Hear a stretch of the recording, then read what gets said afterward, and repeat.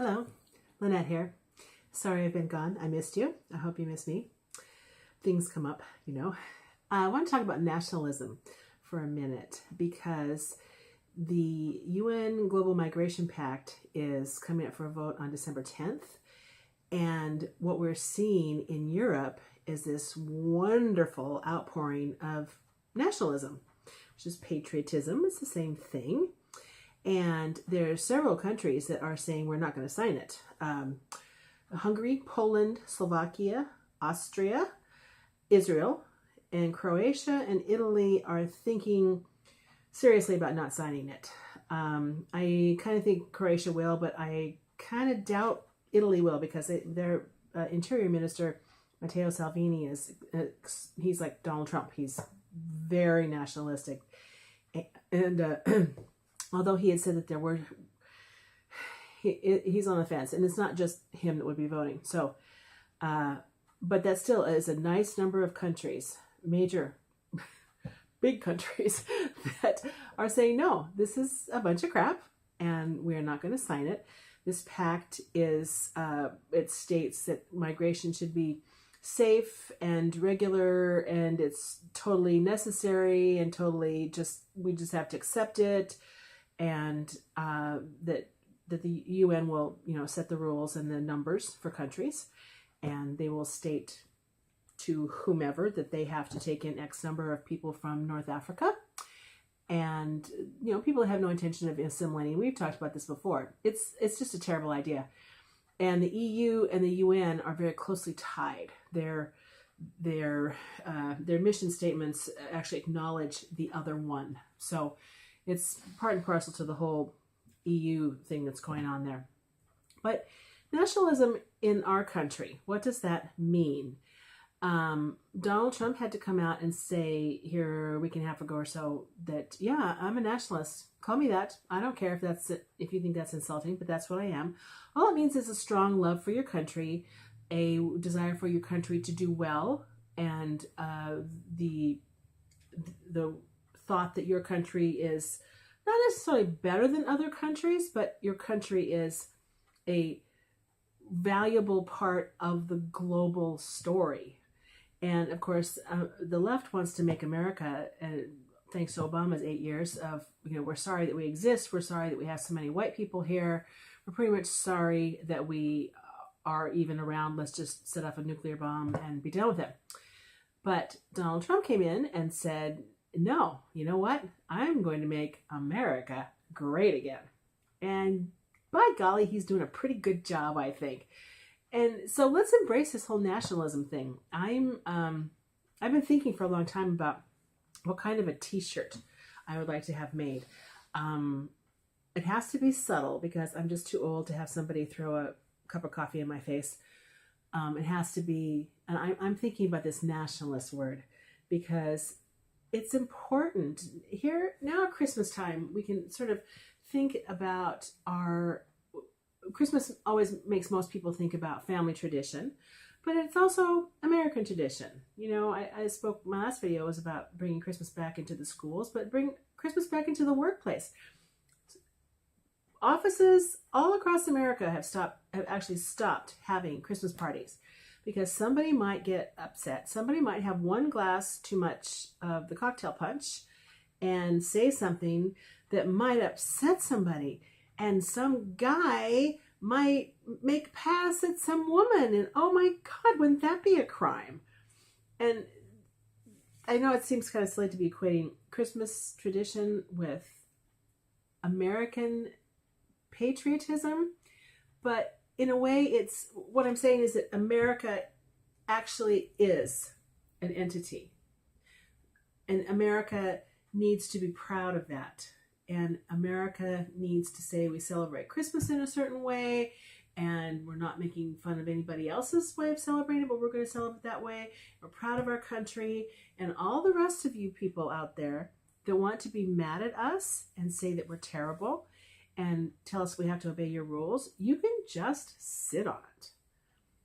That's what I'm saying, is that this is a mindset. Let's get a nationalistic mindset this holiday season, that we as Americans are going to celebrate Christmas where we always have, and it might lead to foolishness and bad decisions. But you know what? Nobody ever died from too many cocktails at Christmas time. Well, I mean, other than the driving accident, but that's what I'm talking about. It's this idea that America is an entity worthy of being proud of.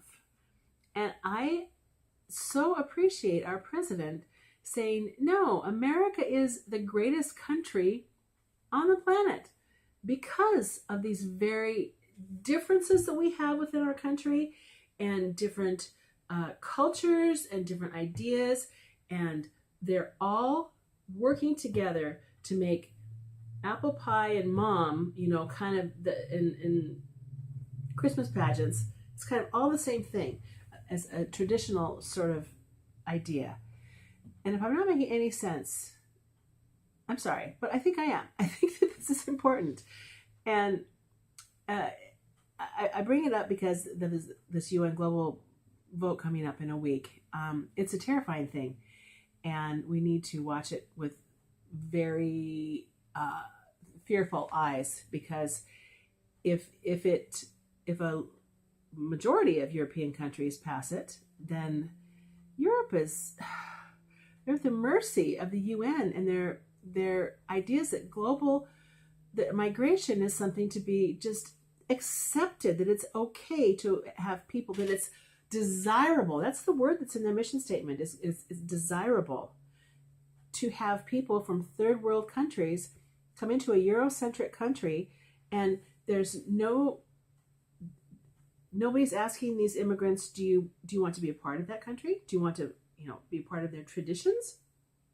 Probably not.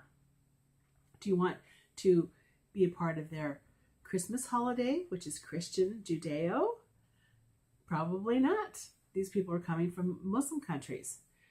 And so let's keep a good thought for our European friends. I feel so sad for them. The mess that the EU and the UN has caused over there it's as bad as the Second World War. It is a historic turning point. And I don't see, it's not that Donald Trump isn't doing anything to mitigate or help over there. I don't see what he could do. This is their battle.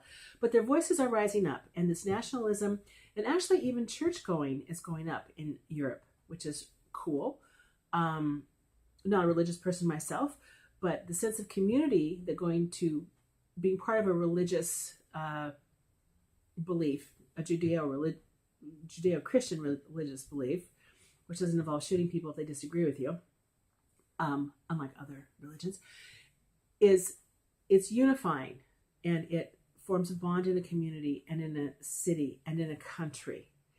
And so that whole mindset is growing in Europe, which is really great.